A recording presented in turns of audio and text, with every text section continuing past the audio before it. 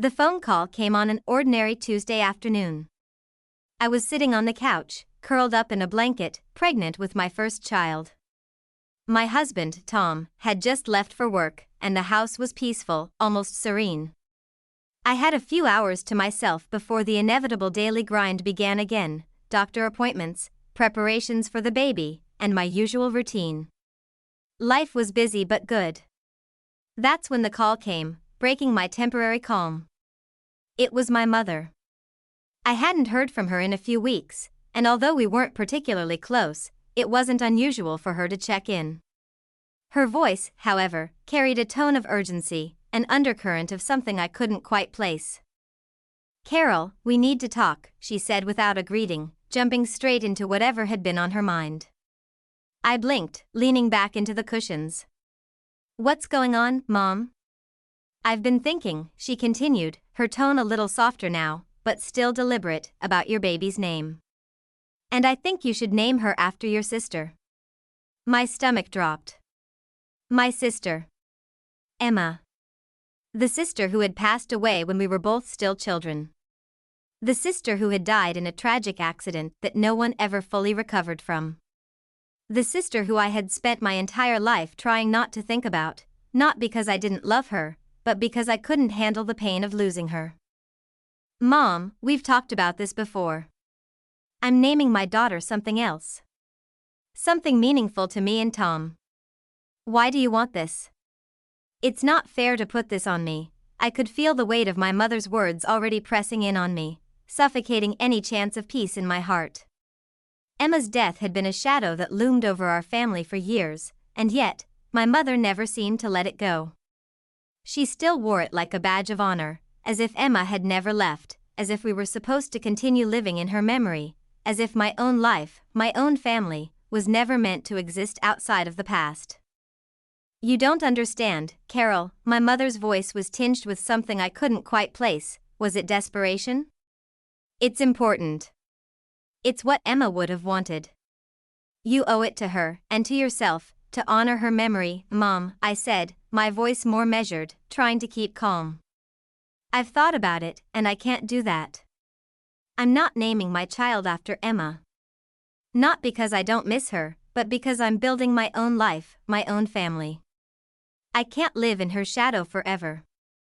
I need to move on." There was a long silence on the other end of the phone. I could hear the faint rustling of papers or the sound of my mother's breath catching as if she were about to say something more. But she didn't. Then, almost like a dagger to the heart, her next words came out cold and clear. "Fine. But don't come crying to me when things go wrong. You'll regret this. You'll see." My chest tightened. I had expected her to be upset, but this was something else entirely.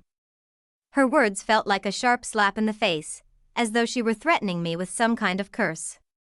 I could almost hear the judgment in her tone, and it stung more than I cared to admit. "I don't need your approval, Mom. I'm naming my daughter what I want. And that's the end of it."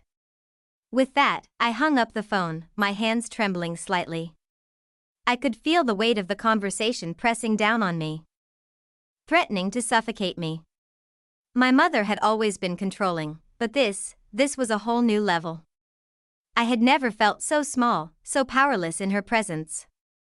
Growing up, my mother had always had a certain vision of how things should be. She had never been a warm, loving presence in the way other mothers were. Instead, she was demanding, calculating, and always right. She had her own expectations for me, for Emma, for our entire family. And though I had always tried to do the right thing, to make her proud, I could never fully escape the feeling that I was living for her, not for myself. When Emma passed away, my mother's grief turned into something darker. Instead of grieving with me, instead of comforting me through the loss of my sister, she retreated further into herself, refusing to acknowledge my pain, but holding tight to Emma's memory as though it were a lifeline. And for years it had been like that. Her grief became a constant, heavy presence that we could never escape. It had been years since Emma died, but my mother's obsession with her memory never wavered. Every birthday, every holiday, every significant moment in my life, my mother would find a way to mention Emma. It was as though I wasn't allowed to exist independently of her. And now, even in the most intimate and personal moment of my life, expecting my own daughter, she wanted me to carry the burden of Emma's name. I tried to push the thoughts away, telling myself that I had made my decision. I wasn't going to let my mother's demands dictate my life any longer. But a small part of me couldn't help but wonder what would happen if I had agreed. Would things have been different? Would it have made my mother happy, allowed her to finally let go of the past? But I knew the answer to that. No matter what I did, my mother would never be satisfied. She would always find something else to control. Some other way to make me feel like I wasn't living up to her expectations. In the days that followed, my mother's calls became more frequent. Every time I answered the phone, there she was, her voice full of urgency, trying to convince me to change my mind. "You're being selfish, Carol. You're ruining everything," she would say, trying to guilt-trip me into complying. "Don't you want to do this for Emma? For me?" Each time, I refused, becoming more and more resolute in my decision. I couldn't let her win. I couldn't allow her to continue controlling my life. Especially when it came to my own daughter's future. But my mother wasn't the type to back down easily. One evening, she even showed up at my house unannounced. I opened the door to find her standing there, her eyes red and puffy, as though she had been crying. Without saying a word, she pushed past me, entering my home as though she had every right to be there. "Mom, what are you doing here?" I asked, trying to keep my voice steady. "I came to talk some sense into you, Carol," she said, her voice quiet but intense. "You're making a huge mistake. You'll regret this for the rest of your life." I could feel my blood begin to boil, the frustration rising in my chest. "I've made my decision. Mom. I'm not changing it. You need to understand that." Her eyes narrowed, and she crossed her arms over her chest. "Fine. But don't say I didn't warn you. You'll see, this will haunt you." I had to fight the urge to scream, to throw her out of my house. But I held back. I was done with trying to reason with her, done with allowing her to manipulate my decisions. "I've had enough," I said firmly, staring her down. "You're not going to control me anymore. I'm naming my daughter what I want, and that's final. Please leave." There was a long silence before she turned and walked out without another word, leaving me standing there, feeling like I had just made the biggest decision of my life.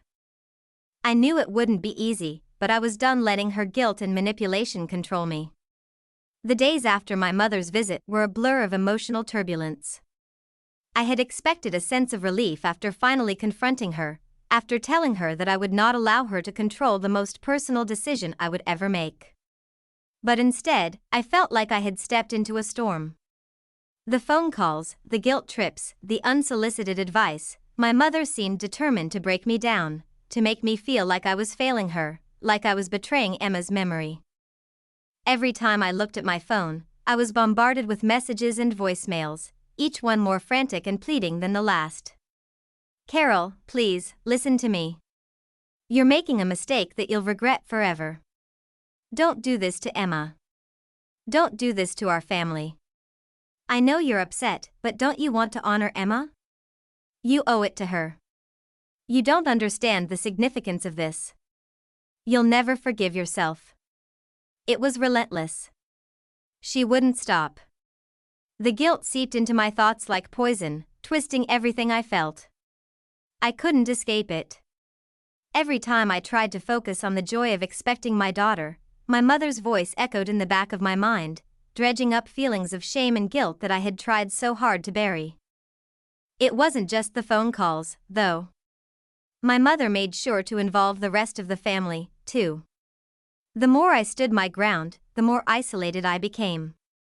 My aunts, uncles, even my cousins, people I barely spoke to in normal circumstances, started to contact me, trying to convince me to reconsider. It felt like the entire family was turning against me, and all because of one decision I had made for myself. Tom noticed the shift in me. He could see how much I was struggling, how the constant pressure from my mother and the rest of the family was wearing me down.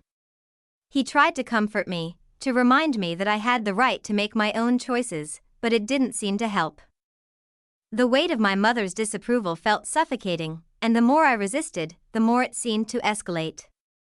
One evening, Tom sat down beside me on the couch, his hand gently resting on my shoulder. "Carol," he said softly, "you don't need to do this. You don't need to carry this burden alone. I'm here for you." His words were soothing, but they didn't erase the tension that had been building inside me. I leaned into him, resting my head on his shoulder, but the truth was, I felt more alone than I ever had.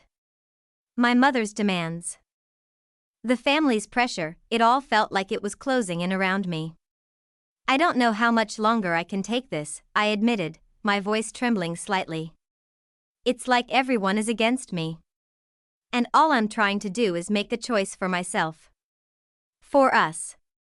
Tom nodded, his fingers threading through my hair in a comforting motion. "You're doing the right thing. You're not doing anything wrong.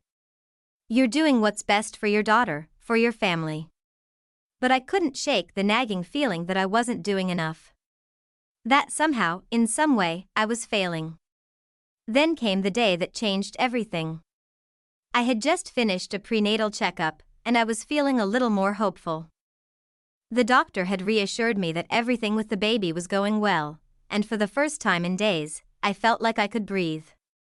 But as soon as I walked into my car and pulled out my phone, I saw a missed call from my mother. My heart sank. I had been avoiding her calls for a few days, but something told me that this one wouldn't be easy to ignore. Reluctantly, I dialed her number, preparing myself for yet another round of guilt and manipulation.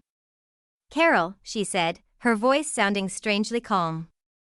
"We need to talk." I braced myself for what was coming. "I'm not changing my mind, Mom.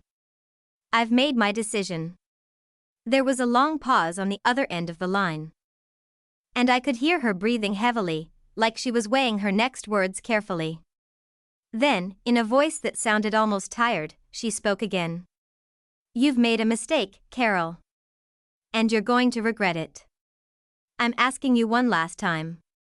Please. Do it for Emma. Do it for our family." I was getting tired. Exhausted, really, from the constant pressure, the constant battle. "Mom," I said, my voice wavering, "I can't keep doing this. I'm not going to name my daughter after Emma. I can't carry that weight anymore. I need to move forward with my life." There was a long silence before my mother spoke again, and this time, I could hear the anger creeping into her voice. "Fine. You'll regret this. Don't expect any support from me, not after this." The words cut deeper than I would ever admit. I had expected her to be angry, but I wasn't prepared for the finality in her tone.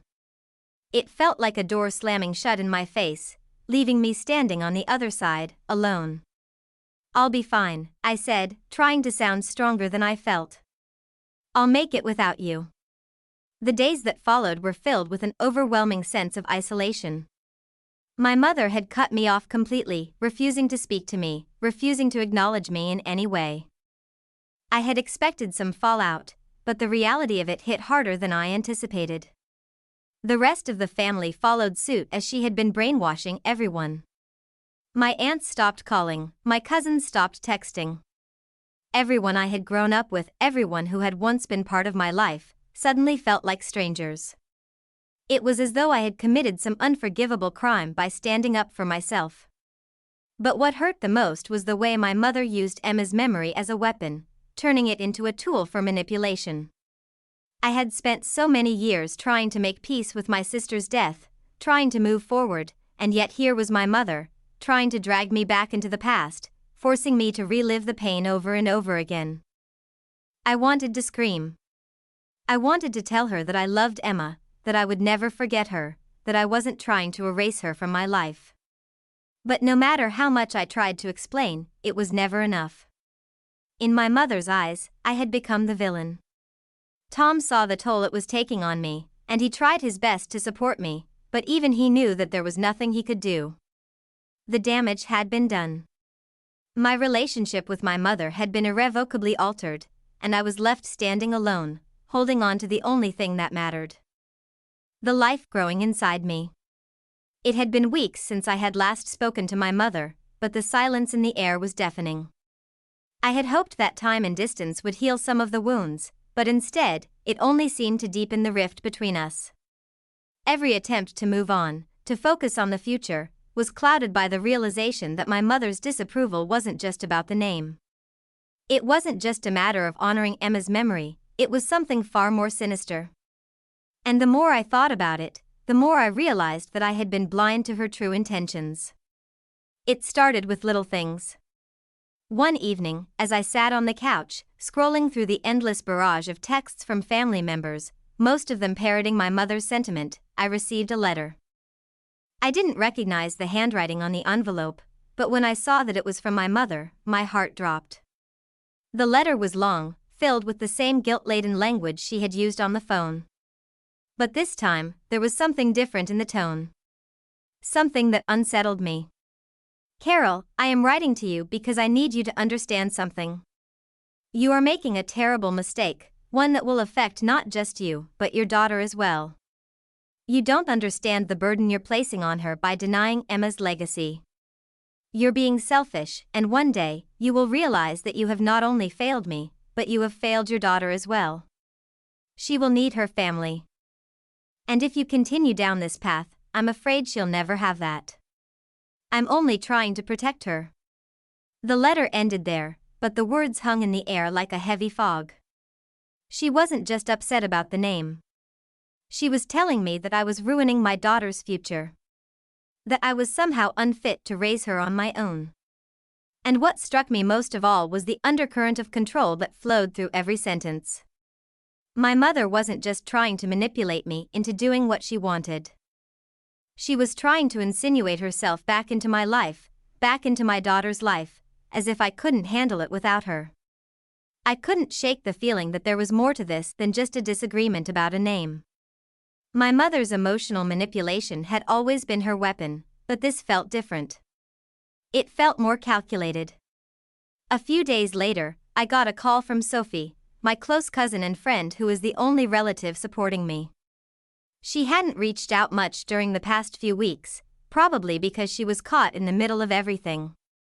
I knew it must have been difficult for her, seeing her mother and me at odds, but I wasn't prepared for the conversation that followed. "Carol, I need to tell you something," Sophie said, her voice shaky and low, as if she were afraid to speak too loudly. "I'm sorry for not saying anything earlier, but I think you need to know what's been going on." My heart skipped a beat. "What's going on? Is everything okay?" Sophie hesitated and then spoke again, more cautiously this time. "Mom. She's been talking to me. About you. And about your daughter." My blood ran cold. "What do you mean?" "She's been saying things like, she doesn't think you're capable of raising your daughter without her help. She's been telling me that you need her to step in, that you'll be making a huge mistake by not letting her be involved in every aspect of your baby's life. And she's even talked about how she'll be there for the baby when you fail, because you will, eventually." The words hit me like a punch to the gut. I couldn't believe what I was hearing. My mother was not only undermining my ability to parent, but she was already positioning herself as the one who would swoop in and save my daughter when I inevitably messed up. It wasn't just about a name anymore. This was about her needing to control every aspect of my life, and now, my daughter's as well. "Why didn't you tell me sooner?" I asked, struggling to keep my voice steady. I didn't want to cause more problems, but I could tell something wasn't right. "And I don't think you should let her get away with this." "Neither do I muttered, feeling a deep sense of betrayal. My own mother, who I had once trusted above anyone, was plotting behind my back, trying to manipulate not just me, but my daughter's future as well. The realization hit me hard that my mother's intentions weren't just about guilt-tripping me into naming my daughter after Emma. She had no interest in simply preserving Emma's memory or honoring her, what she truly wanted was to reassert her dominance over me, to reclaim control over my life in the guise of helping me raise my child. It became painfully clear, my mother was trying to take my daughter from me. And I couldn't allow that. I spent the next few days in a daze, trying to figure out what to do. Tom could see I was struggling, but I didn't know how to explain it to him. How do you explain that the woman who was supposed to be your greatest support system was now trying to undermine you at every turn? How do you tell your partner that the person you had trusted most in the world was now your greatest threat? But when I did finally sit down with him and tell him everything, he was furious, more furious than I had ever seen him. "That's it," he said, his voice tight with anger. "You need to take control of this situation before she does any more damage. She's already trying to make you second-guess everything, and it's not going to stop. You can't let her push you around anymore, Carol." "I know," I said, my voice barely a whisper. "But how do I stop her? She's already manipulating Sophie, and if she's trying to control everything now, what's she going to do once the baby is born?" Tom took my hand in his, squeezing it gently. "We'll figure it out. But you need to start fighting back. No more letting her make you feel guilty. No more letting her walk all over you. This is your daughter, Carol. Your life. You don't owe her anything." I spent the next few days planning. I knew that I couldn't let my mother's interference continue. She was already trying to turn Sophie against me, trying to manipulate the situation so that she could take over once the baby was born. It wasn't just about a name anymore, it was about power, control, and her need to reclaim what she had lost when Emma died. But I wouldn't let her do it. I couldn't. It came to a head one Saturday afternoon when my mother called again.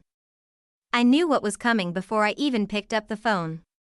"Carol, I know you're upset with me. But I need to make you understand something," she said, her voice sweet but insistent. "You can't do this alone. I'm your mother. I'm the only one who can help you with this baby. You need me. I know what's best for you and for her." I took a deep breath, steadying myself. "No, Mom. I don't need you. I don't need anyone telling me how to raise my daughter.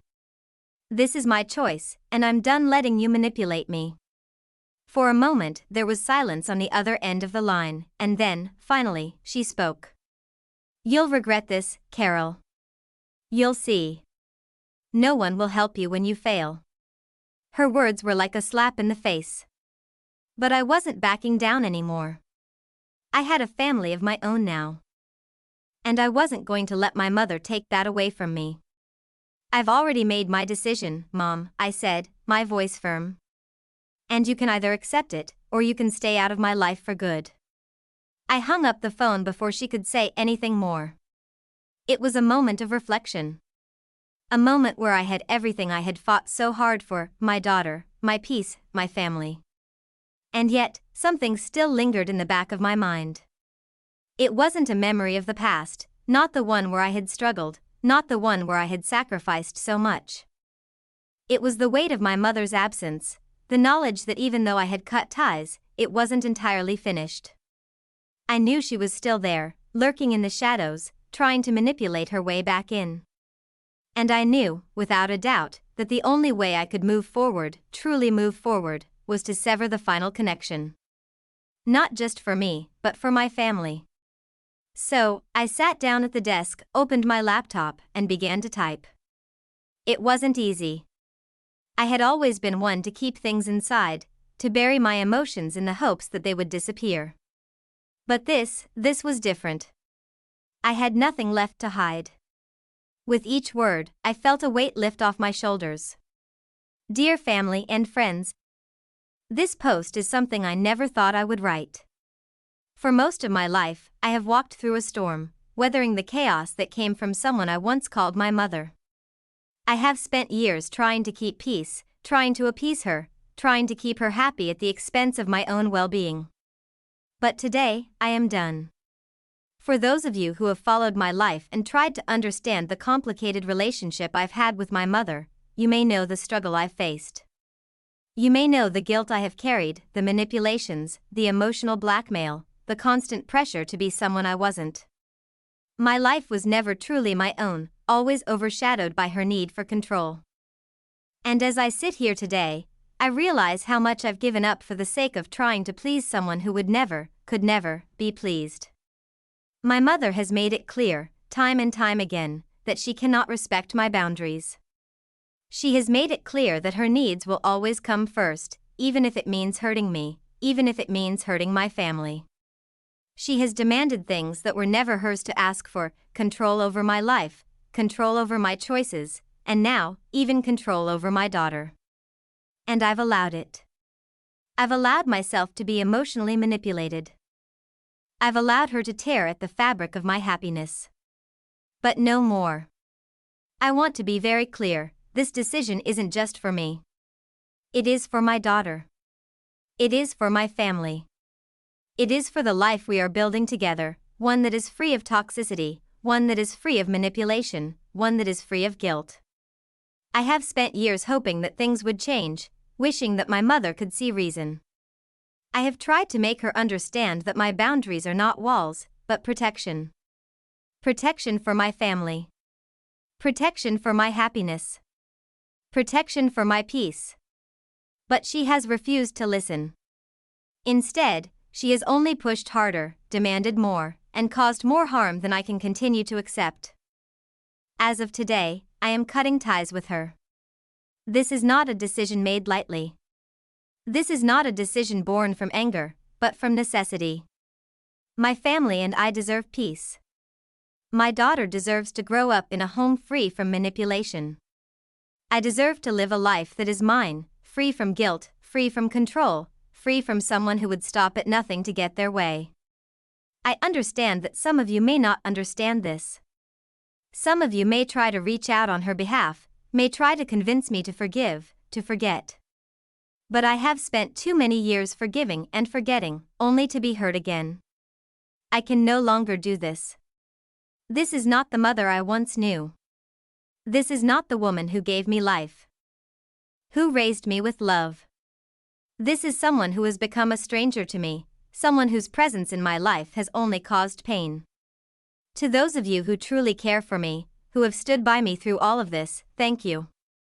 You have been my support, my anchor in the storm. I appreciate your love, your understanding, and your respect for my decision.